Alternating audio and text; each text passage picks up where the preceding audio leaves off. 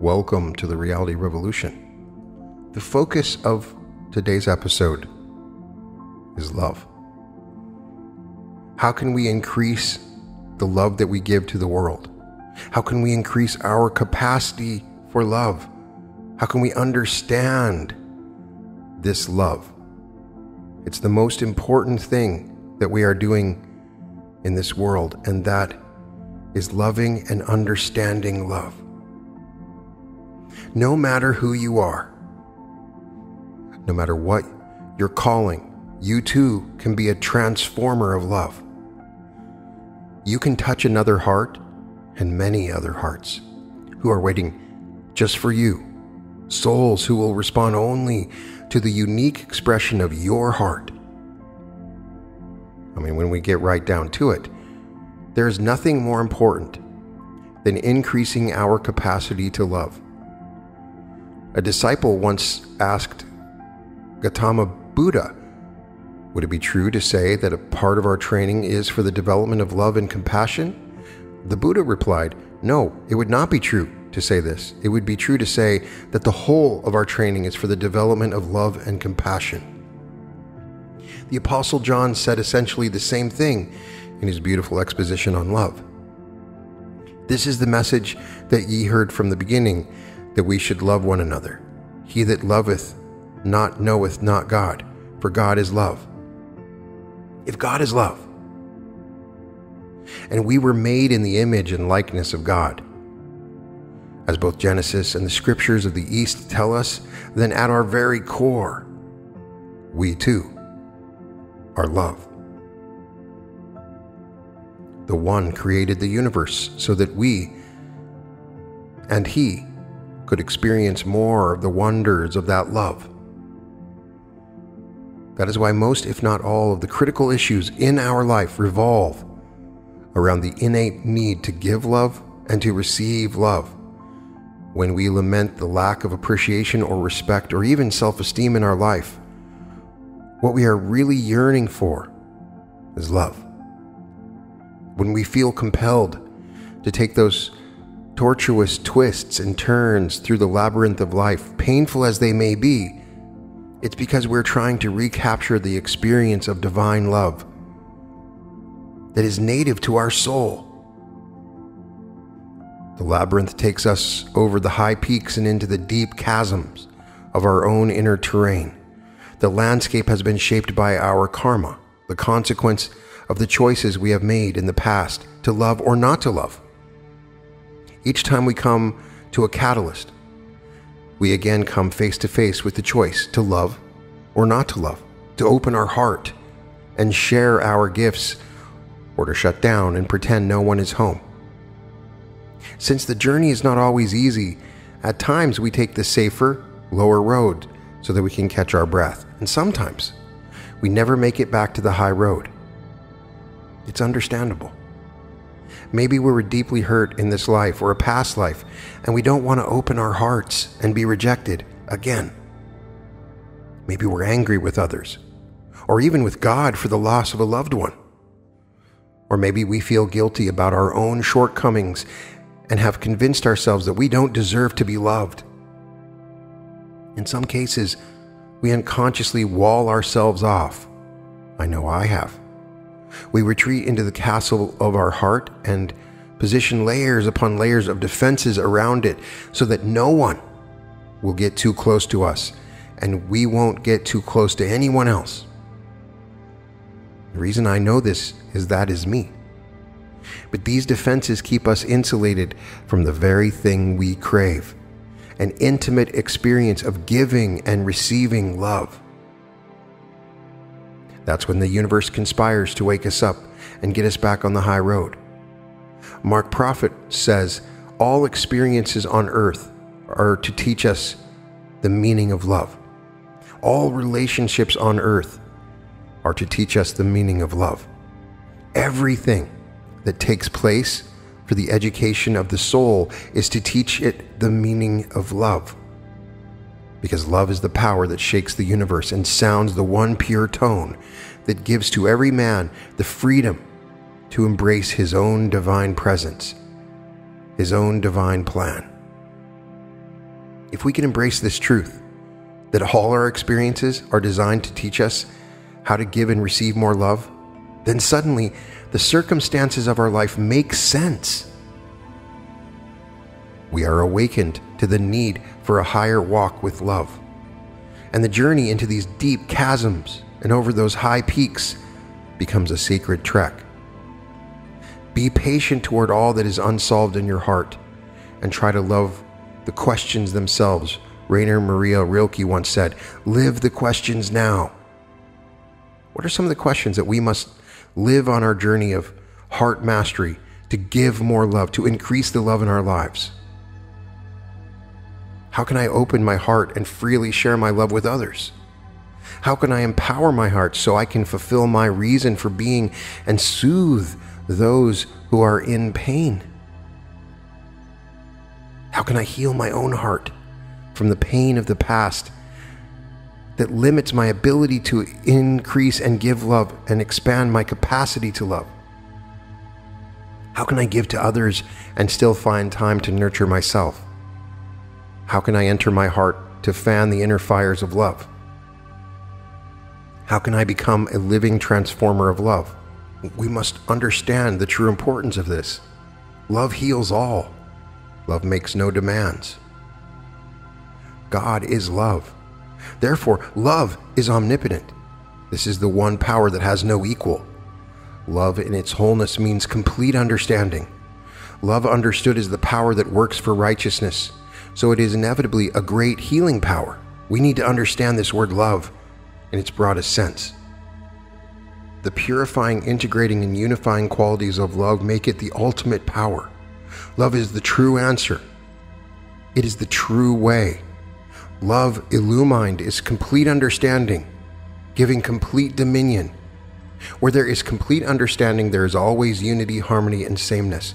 Love means sameness, oneness, unity.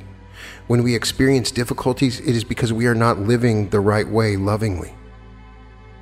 We must love the object of our love just for itself, not for what it can do for us or may give us. We must love God for His sake, not for ours.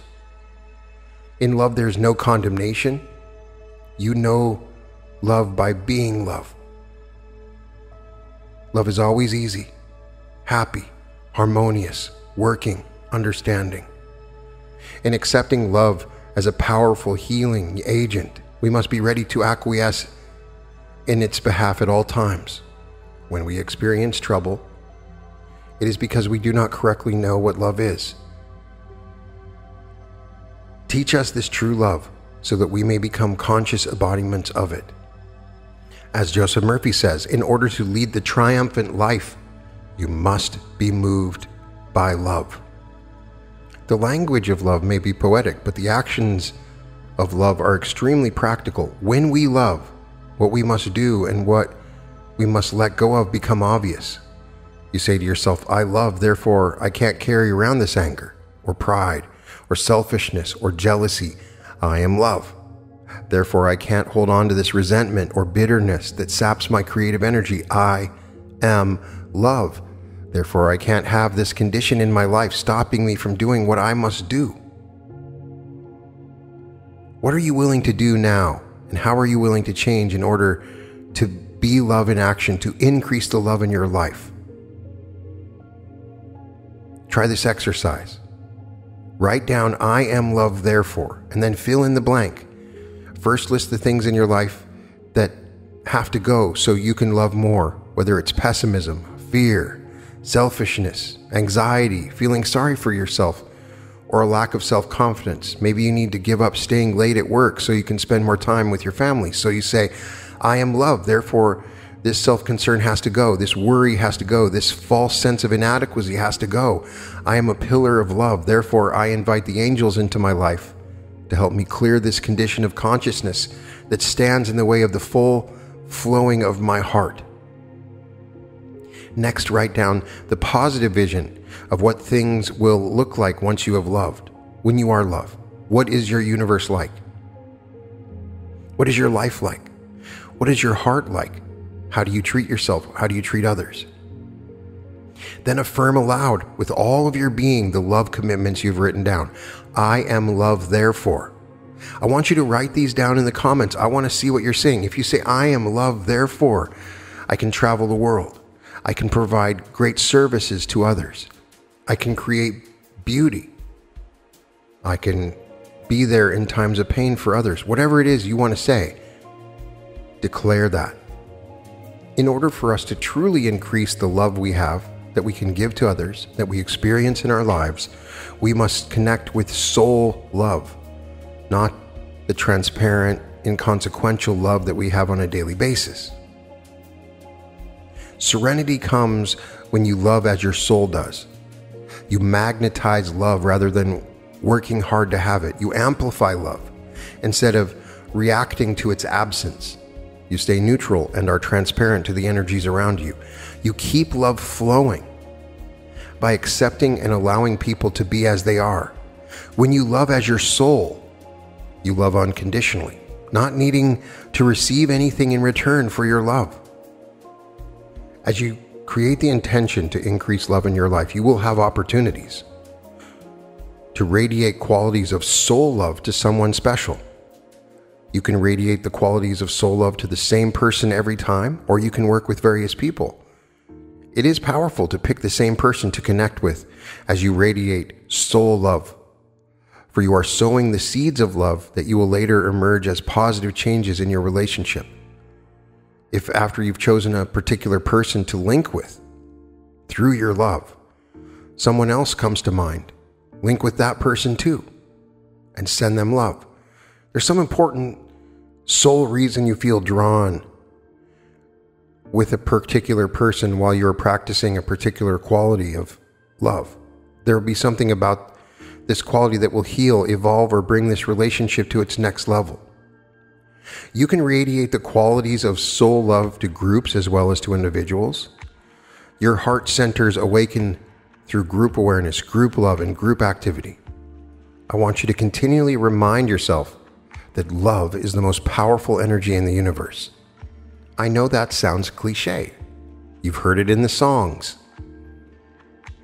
But it's a real thing. And if you continue to say it, you start to understand the subtle meaning behind it. There are many energies in your universe, the energy of other people's wills, desires, and emotions as they try to get you to do what they want. The energy of your soul leading you along your path.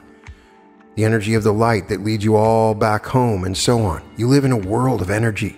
You're experiencing and being affected by the energy all around you all the time. There is no energy more powerful than love. As you learn to love as your soul unconditionally, you're bringing into your life the most potent force in the universe. Love creates miracles and heals all wounds and purifies all lower energies. You cannot give love away, for the more you give, the more you will receive in return. When you choose love, you bring about the highest good for yourself and others. Offering love is always the right choice. With love, you can transform, purify, neutralize, lift, expand, connect, harmonize, balance, amplify, magnetize, accept, and add light and beauty to all the energy around you. You can transform or be transparent to people's emotions and thoughts, neutralize negative energy, and harmonize with all life in the universe. All the energy in the universe responds positively to love. So we must be love. Bring love to an ever-growing circle of life around us. To experience the serenity of soul love, of the highest form of love, of unconditional love, start by breathing in, filling up with light. Calm your emotions. Breathe out all thoughts you do not want. You already know how to call your soul to you and blend with it without going to any particular plane of existence. You can blend with your soul and align your heart center with your soul's center simply by thinking of it. Call your soul to you now and feel its beautiful presence gently enveloping you. Its jewel descends through your head center until it surrounds your heart. Feel the shift or the click as these two jewels come into alignment, and picture beautiful light shining out of your heart. Sense your soul as a radiant sphere of light all around you. Love flows into your heart center as your soul and your body come together. And imagine your heart center so radiant with love that love flows out from it, creating a field of love all around you. Love radiates outward from your heart center, going far beyond your body. This field of love that radiates from your heart has many properties and qualities. The love that radiates from your heart center can be magnetic and transparent. It can amplify love, accept and allow, and flow out freely and unconditionally. From its serene center of love, your soul knows only peace and a certainty that all is well. Your soul knows there is nothing to fear, to defend against, or to get upset about. Your soul knows that love is the most important and powerful energy in the universe and knows how to love. Magnetize love and all good things to yourself. Your subconscious mind, your true self, your soul is serene because it knows how to magnetize love. It does not struggle or work hard for love. It experiences an abundance of love at all times. You can experience the magnetic quality of this love and draw love and all good things to yourself. Sense the magnetic quality of this field of love that emanates from your heart. Imagine magnetic rings of love spiraling out from your heart center, drawing love to you in all its forms, aspects, and expressions. As you radiate soul love, you are magnetic to the beauty and love within people and to all good things that the universe has to offer. Many of the things people do for other people are for the purpose of receiving love in exchange. People may have taught you that love was something you had to earn through your good behavior and through fulfilling other people's needs.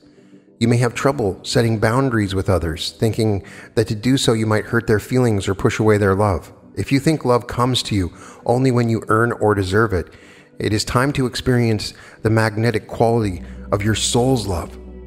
Reflect on your relationship with someone that you've selected to link with, to send love to.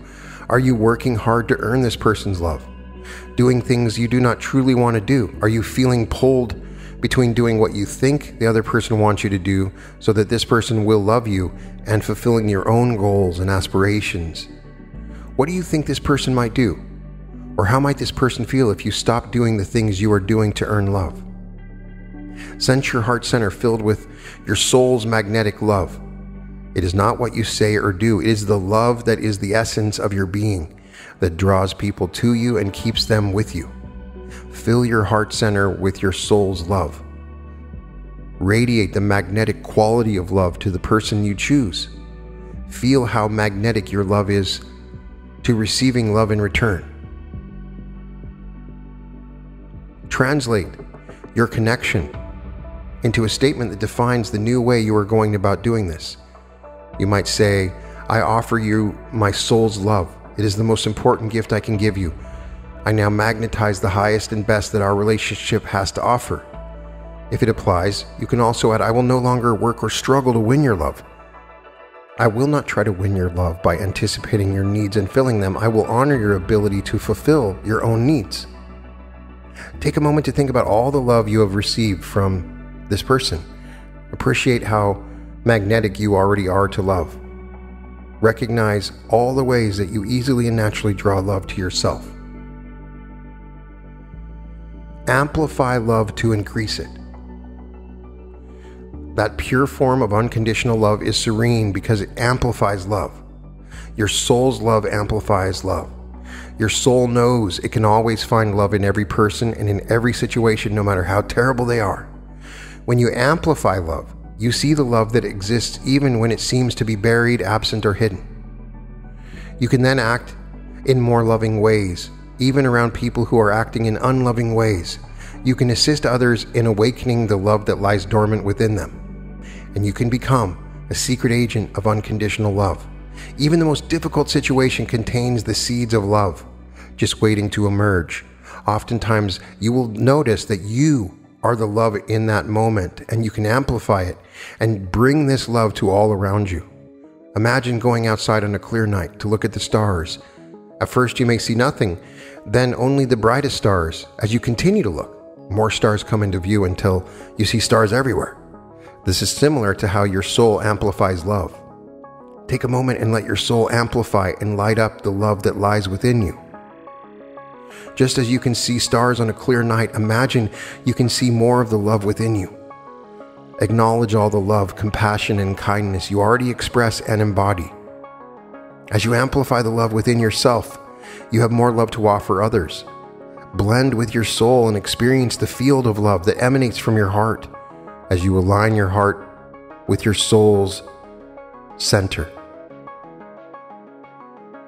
Imagine you are making more visible all the love that is present in yourself, in the relationship, and in some other person if you have to. Acknowledge all that is good and beautiful in this person, both the qualities already demonstrated and those that are emerging. Ignore anything you do not like about this person. Make a statement that reflects your decision to amplify love, such as, I will work at the soul level to enhance the love that exists between us. I now amplify love so that we may experience new qualities and expressions of love, find new ways to love, and bring love to new areas of our relationship. You can link and focus with your soul on the amplifying quality of your soul love if you have been fighting, if you're feeling rejected or taken for granted, or if you're having trouble recognizing the good in another person, if there is a problem between you. Think of this area as your soul link and radiate love that amplifies all the good and light that exists between you. You can keep working at this soul level until the love that is buried, hidden, or absent emerges. Working in this way increases your capacity to love and makes it easier to know what loving actions to take. This pure soul love, this unconditional love, is serene because it's transparent. Your soul offers love that does not add any of its own coloring to the energies about it. Its love flows out transparently without interfering with or being changed by the energies it touches. Your soul can be transparent to any energy that is not love. It chooses what energies with which to resonate. You can experience the serenity of transparent love, a love that creates no resistance, does not add any of its own energy, and that allows you to not be influenced by others' energy. Pure love is serene because it is accepting. It accepts the universe as it is. It allows things to be the way they are. Your soul does not live in a world of polarity. It accepts the good and bad, the high and low. Your soul loves others regardless of how they live their lives, act, dress, speak, or behave. This pure love accepts people as they are, no matter what their beliefs, opinions, or outlooks on life, no matter what their politics, no matter how ugly or beautiful, no matter what race, religion, or creed. As this pure love flows out through your heart center, experience the accepting quality of love.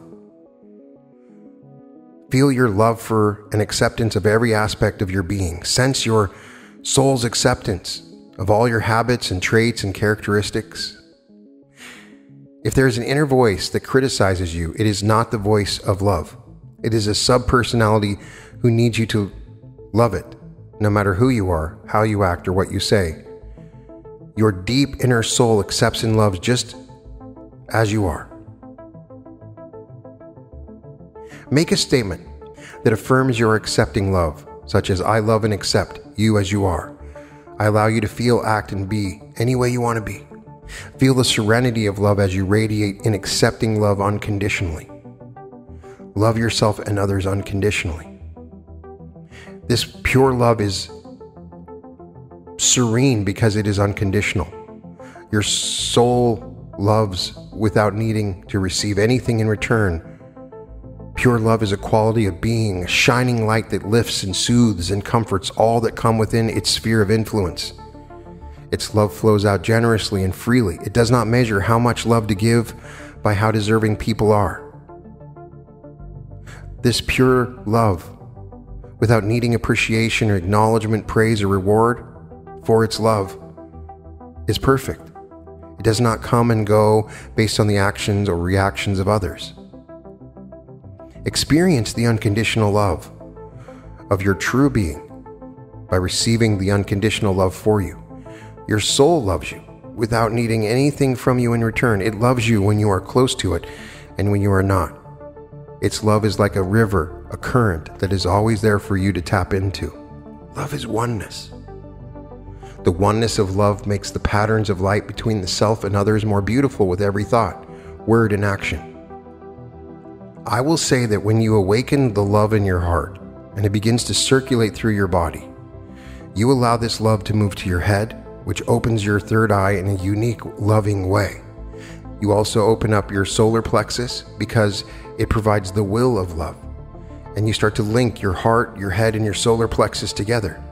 And these centers and circulate energy among them as you practice the quality of this pure love. You can experience an expanded state of love. You experience a state of love out of which right actions, words, thoughts, and deeds can flow naturally. People have described this state as cosmic consciousness, unity consciousness, Christ consciousness, and living in touch with Source.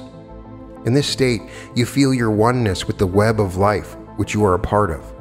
You can express the higher ideals of love, serve others, and become group conscious. You can receive and radiate the love of the enlightened ones to connect with your heart centers with light and move more fully into a state of love.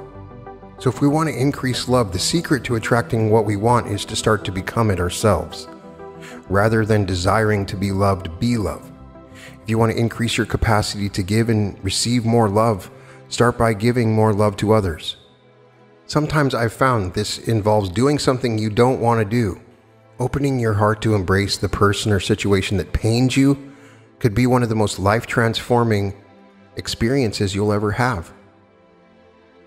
It can also be one of the most courageous, for love takes courage, and it takes will. Love takes courage because it forces us into unknown territory.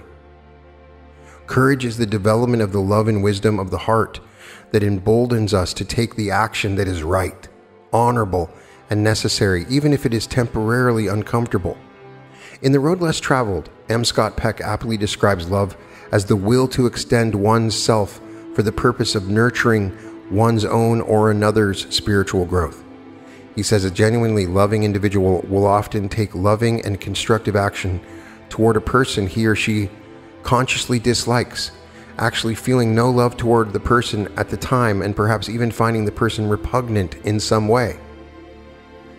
If we stopped extending, if we have stopped giving because it is uncomfortable, if we've stopped giving love because it doesn't feel right, then we've stopped loving. I don't grow if I don't stretch. I found that tests of love come when I'm really tired. Someone needs help and it's inconvenient and the last thing I want to do, but doing it forces me out of my comfort zone. And if I can't get past the point of pain in doing it, the blessing never comes. Like athletes training for the high jump, reaching a new level of love is at first a push. It takes practice. But as we keep stretching, we become more agile until we master that jump and we're ready to raise the bar again. In the realm of the heart, whenever we allow ourselves to move beyond the arbitrary limitations we have accepted, we expand our capacity to love. Our soul wants us to exceed those limits, and therefore we often unconsciously magnetize the people who will bring us face to face with the next bar. That's the catalyst that they're talking about in the quote material. Relationships are notorious opportunities for stretching the muscles of love. And you don't have to go very far to find someone who needs your love. In fact, most of the time there's someone right outside your own doorstep or inside your home who is crying out to you to open your heart a little bit more. Now, you don't need to become codependent with someone, which can sometimes be a distortion of love. That's when you give power to others to define yourself. Experience their sense of self and worth through others. We're not trying to do that here. It's normal to care about others, but it's not healthy when our concerns about others become self-destructive. So we can't let our love become self-destructive in that way. So many people, under the illusion of being nice, writes John Gray, sacrifice too much of who they are and thus lose their ability to truly love and get the love they need. One thing the masters of love do tell us is that it becomes easier to love when we make it a habit. They say that love flows with spontaneity, is love that has been generated through habit. Love is momentum. Loving is momentum. And you gain momentum by doing something every day, and doing it when it's not easy, by priming the pump of the fount of love, where your heart will be ready on a moment's notice to soothe a troubled heart, a tired body, or a soul in pain. When people need love, they need it now. When they are in distress or despair, when they are sick or suicidal, they need an immediate transfer from your heart to theirs. If your baby is crying, you don't wait until you're finished what you're doing to find out what's wrong. The same principle applies whenever you are dedicated to increasing the flow of love through your heart. You're on God's hotline, and He can tell you any time of the day or night, I got somebody in need, go and help that person. When we love, we don't say, I care about you, but it's just too inconvenient to do this or that right now. Love is measured by the actions we take, and it means the most when we're able to give it consistently and under extraordinary circumstances. The masters of love tell us that if we can keep our heart open, even when it is painful, we can be an agent of compassion and positive change on this planet. The ancient Jewish mystical tradition Kabbalah teaches that every one of us individually contributes to the condition of the world. Moment by moment, we either increase the force of good or we increase the weight of negativity. It teaches that evil in and of itself has no power. It is literally our negative thoughts, feelings, and words and deeds that empower evil. Conversely, the good that we do deprives evil of its power and compels the divine world to send blessings to our world. And when enough of us embody the quality of love one by one, the world will become a loving place. As Gandhi once said, it is my firm faith that we can conquer the whole world by truth and love. I'm not saying to ignore yourself when I'm talking about serving others or being loving. If you want to empower your heart, start by listening to what your heart says you need at that moment. It could be anything from stopping to smell the flowers to getting a back rub to exploring a career change.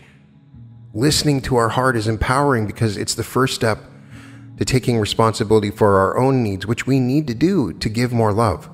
If you want to love, take the time to listen to your heart, advises Jack Kornfield. In most ancient and wise cultures, it is a regular practice for people to talk to their heart. In the heart of each of us, there is a voice of knowing, a song that can remind us of what we most value and long for, what we have known since we were a child. Sometimes we deny the voice of our heart. We think that taking care of our own needs is selfish. But when we take care of our own needs, we are recharging our spiritual and physical reserves that we in turn can give more to others. If we don't nurture ourselves, we can't really value and nurture others. Jesus said, love thy neighbor as thyself. In other words, love your neighbor as you would love yourself. If we can't love ourselves, how can we then love others? Before Buddha could begin his life's mission, he had to learn a serious lesson about self-nurturing. For 6 years, he practiced intense self-denial and bodily mortification, becoming so weak that he finally fainted. After he realized that by denying his bodily needs, he was undermining what he most wanted to accomplish. With a weakened body, he later explained, I could not devote my last existence to compassion. He needed to care for himself before he could care for others. We too must take care of ourselves so we can deliver compassion and love to others. When you need time alone, gather your inner forces and take it. When you need time out to refocus on what is priority in your life, take it. And when you need nurturing, don't hand the job over to someone else. If you look to someone else for love to make up for the fact that we don't love and honor ourselves, we can fall into the dangerous trap of idolatry. We can say to ourselves, here's the most wonderful person I've ever met in the whole world. At last I found the person who will love me perfectly. Now all my problems will be solved. This is a trap and a formula for disaster. When you love yourself, you take responsibility for your life's direction and for fulfilling your personal needs. But as I said before, love power far outweighs any other kind of power.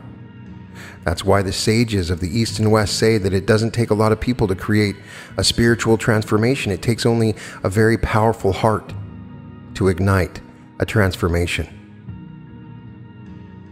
I believe the world can be saved by 1 or 2 people with enough love.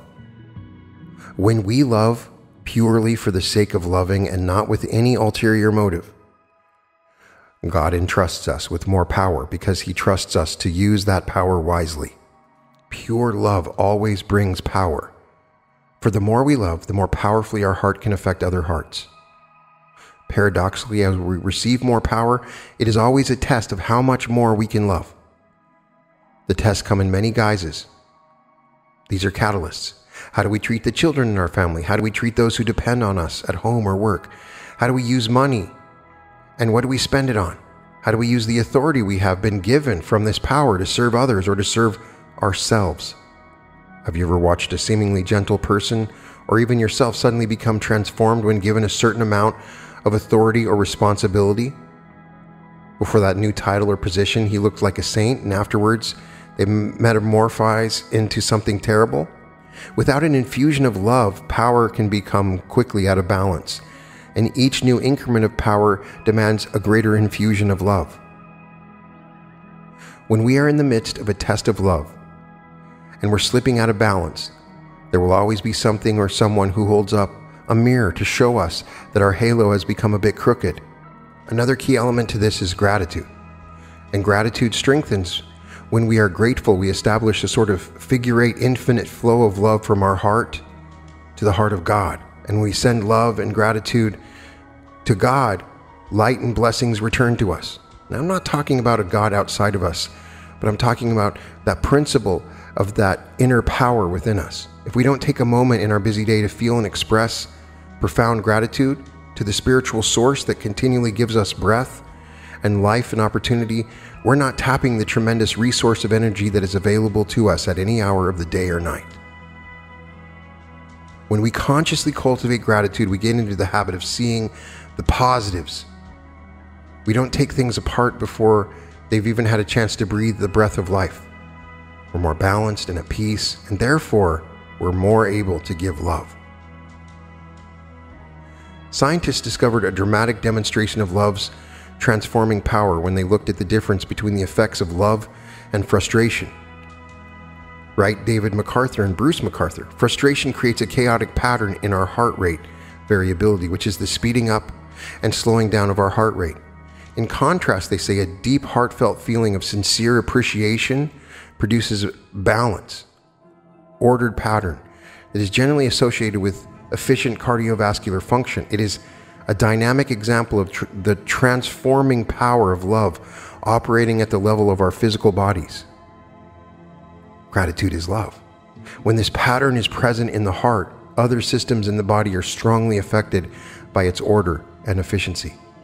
But I mentioned gratitude because when we have gratitude, we want to give more because our cup is overflowing. I believe that God knows about our mistakes and he still loves us. Even in our darkest hours, he sees our great spiritual potential. If we are to create an alchemy of the heart, a transformation and evolution of the heart, that's what we need to do. If we can view situations from the God perspective, we can begin to love as God loves. How can we love as God loves? When you get into a difficult situation, try asking God to show you how he loves. This is all just a surface level discussion of how we can increase love. And obviously, we're in a schoolroom for love, so there is so much for us to learn. It takes years and years and decades to learn about the subtleties of love. The most important thing to remember is that love is never wasted. Don't think, should I give love in this moment? As Washington Irving said, love is never lost. If not reciprocated, it will flow back and soften and purify the heart. There is no unreturned love, wrote Walt Whitman. The pay is certain, one way or another. No matter what happens, love is always worthwhile because every moment of loving brings us closer to the higher love our souls are seeking. At the most fundamental level of our being, we are yearning to reunite with the divine love. I finish this with a short little prayer that I found very powerful. I am the light of the heart. I am the light of the heart, shining in the darkness of being, and changing all into the golden treasury of the mind of Christ. I am projecting my love out into the world to erase all errors and to break down all barriers. I am the power of infinite love, amplifying itself until it is a victorious world without end. You can find all episodes of The Reality Revolution at therealityrevolution.com. And welcome to The Reality Revolution.